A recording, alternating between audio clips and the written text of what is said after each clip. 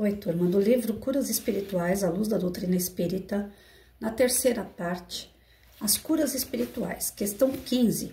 O que Jesus quis dizer com a frase vá e não peques mais, para que não te suceda o pior?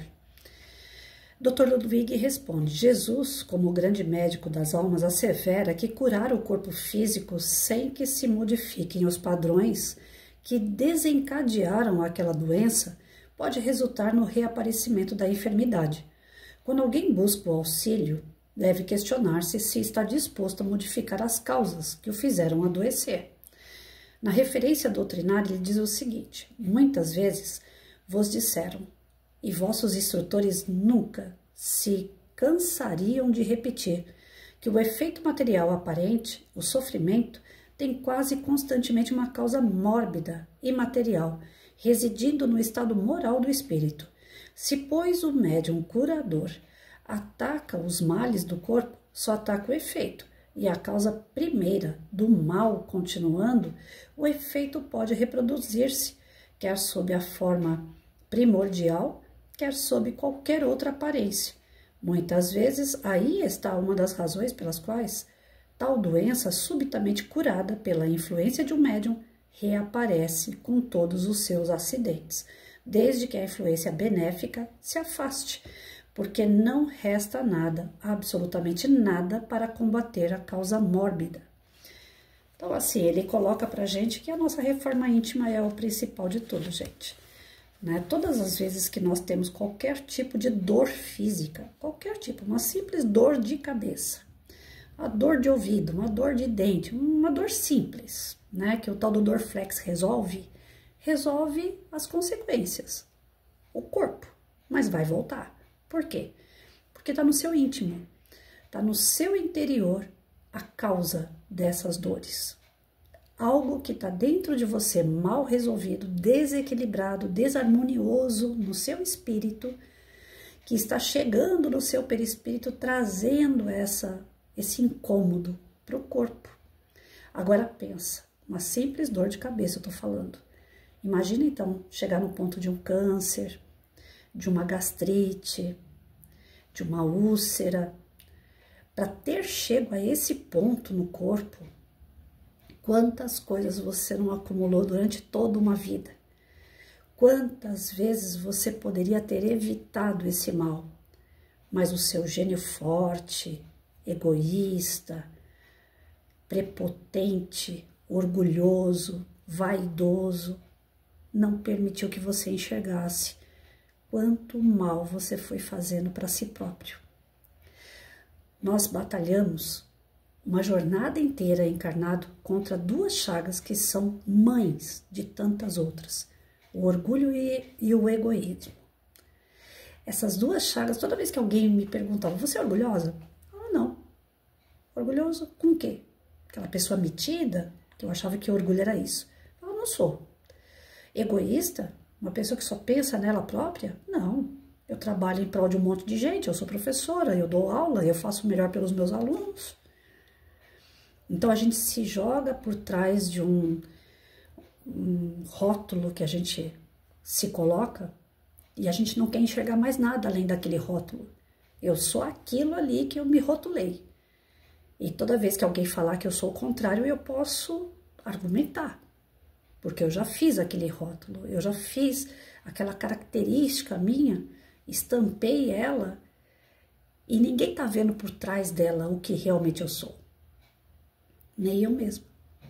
Quando eu olho para o espelho, eu vejo aquela Patrícia que trabalhou em prol de todo mundo, eu vejo aquela Patrícia que não tinha vaidade, que não se engrandecia perante as suas conquistas, mas nos detalhes, gente.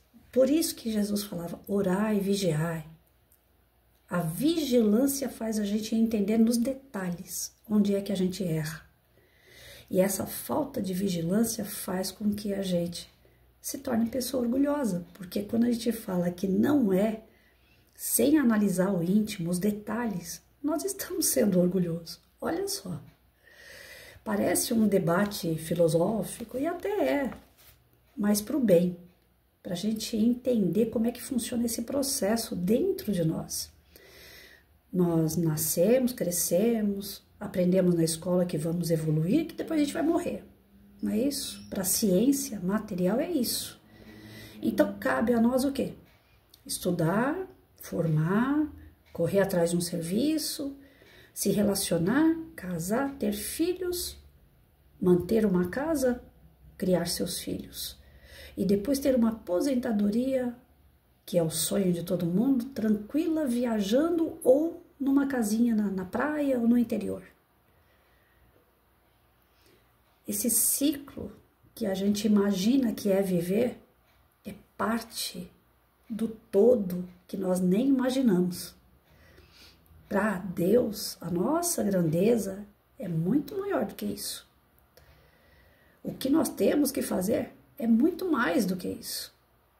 E a gente fica preso nesse ciclo. Isso aqui é um ciclo de vida.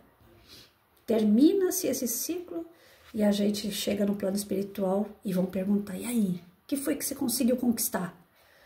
Uma casinha no interior. E você conseguiu trazer ela aqui? Não. Então você não conseguiu conquistar absolutamente nada. Sabe o que é que nós vamos conquistar e levar para o outro lado, que é a nossa real morada? A nossa moral. O nosso interior, o nosso espírito. E para conquistar essa moral, esse desenvolvimento, nós precisamos estudar, nos dedicar ao espírito, que nós não aprendemos quando estamos encarnados. A gente vai na igreja, a gente tem a nossa religiosidade, a nossa prática dentro de uma religião, seja ela qual for. Alguns tardiamente vão para o espiritismo e descobrem que a morte não existe. Aí tentam correr atrás do prejuízo. Agora que eu sei que a morte não existe, eu tenho que trabalhar meu espírito. E a gente se dedica. Tardiamente. Não que não vá valer a pena, mas a gente perde 50 anos da nossa vida sem entender essa parte do espírito. Quando a gente vai entender, já está chegando ali, né? Dobrando o cabo da Boa Esperança. E já com comorbidades, com doenças. Aí a gente quer o que não conseguiu a vida inteira, a gente quer em pouco tempo. Preciso melhorar, preciso aprender, preciso me desenvolver, quero tirar essa doença, quero ficar são.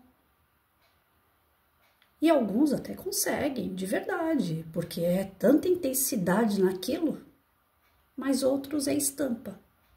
Vai lá, pratica todas as caridades que o centro ou a sua igreja levanta, faz aqueles rateios e ajuda ONGs e ajuda pessoas em particular, mas ainda não está fazendo a sua reforma. É um bruto, é violento nas palavras, é ignorante com as pessoas, é orgulhoso, ainda fica guardando coisas do tipo assim, isso aqui ninguém pode mexer, isso aqui é meu.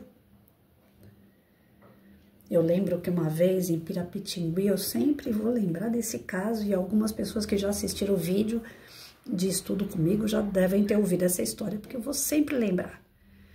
Uma senhora que nós atendemos no plano espiritual, numa sessão mediúnica lá em Pirapitingui, ela dizendo, estão mexendo na minha xícara, eu não quero que mexam na minha xícara. E ela estava desencarnada, e ela estava apegada àquela xícara que estava na casa dela e que alguém estava mexendo.